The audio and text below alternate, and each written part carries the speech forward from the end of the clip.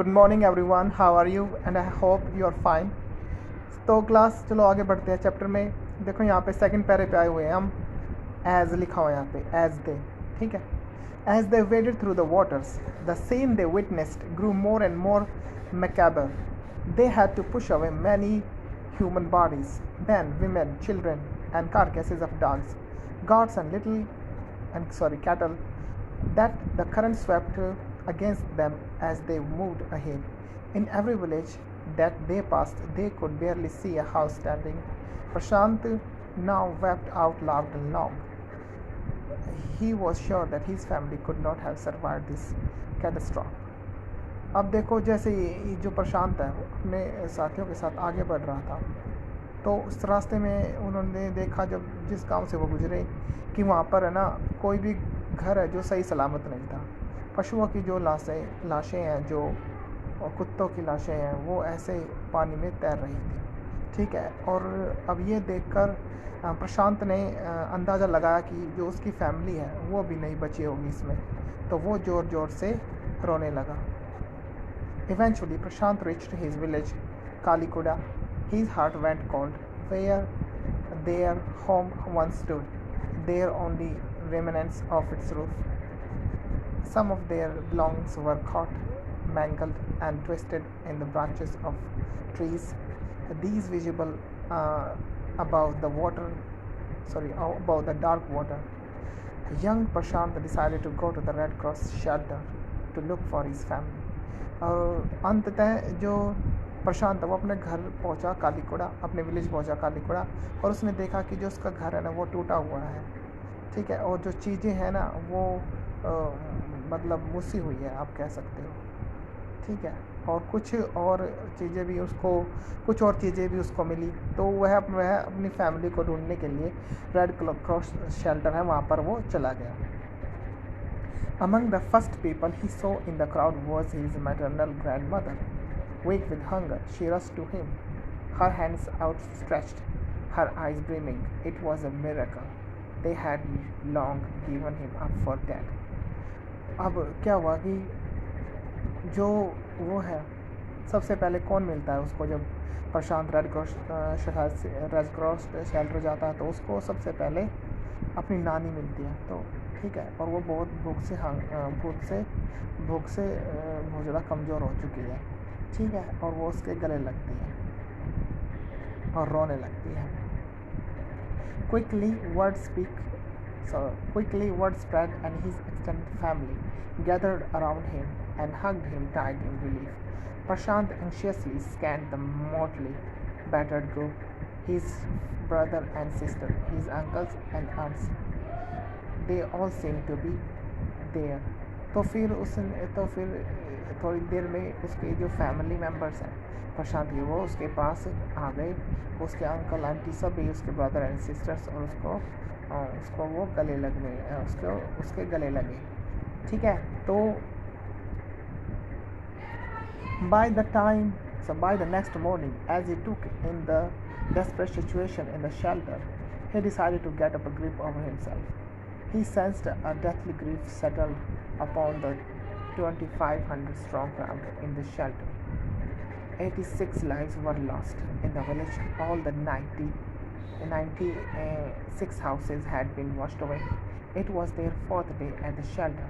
So far they had survived on green coconuts, but there were too few to go around such a tumult of people. अब देखो, उसने देखा कि भाई अब ऐसे तो काम चलने वाला नहीं है, तो उसने अपने आप को संभाला और उसने परिवर्तन लाने की ठान ली।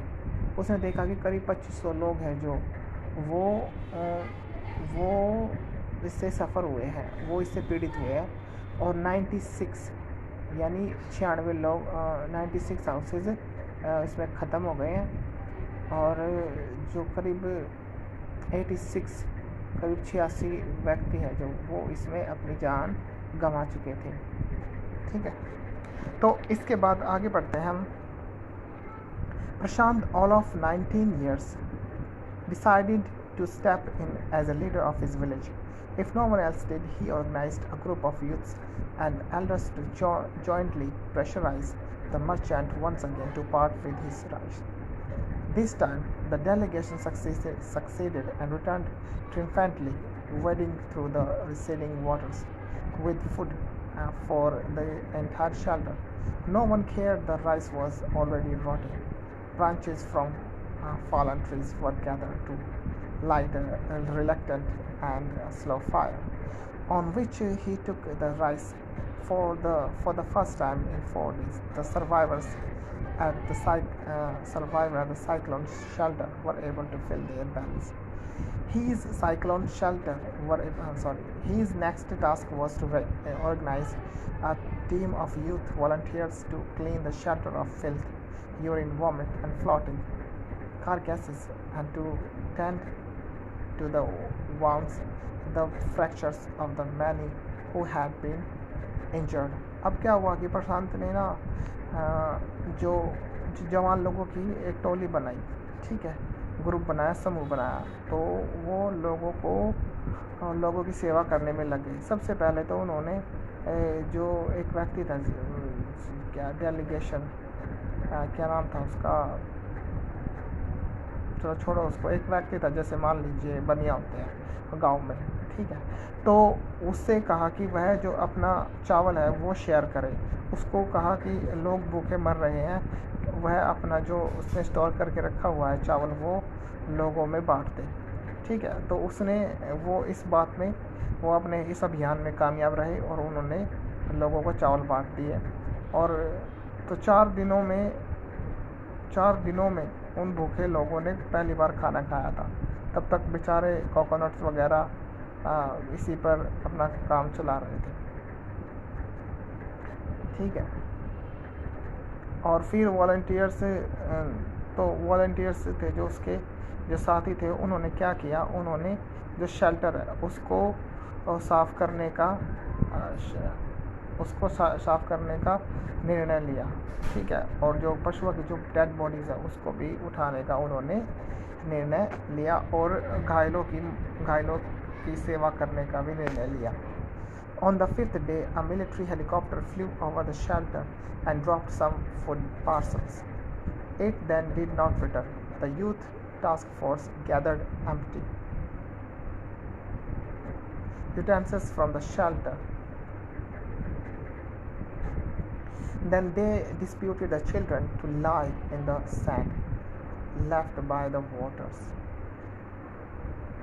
around the shelter with these utensils on their stomachs to communicate to the passing helicopters that they were hungry.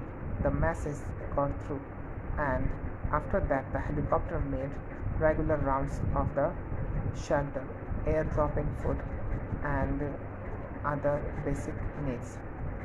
अब क्या हुआ कि मिलिट्री का हेलीकॉप्टर आया, उसने क्या किया, उसने खाना फेंक दिया, ठीक है. तो उसने क्या किया, प्रशांत ने वहाँ पर कुछ बच्चों को लिया, उनके पेट पर थाली रख दी, ठीक है, जिसकी वजह से जो हेलीकॉप्टर वाले हैं, जो पायलट है, उसको पता चल जाए कि ये व्यक्ति है जो ये भूखे हैं और वो अपना खाना सही जगह फेंक दे ताकि सबको ठीक से खाना मिल सके. तो क्लास आज के लिए इतना ही, बाकी का हम नेक्स्ट वीडियो में करेंगे. Thank you so much.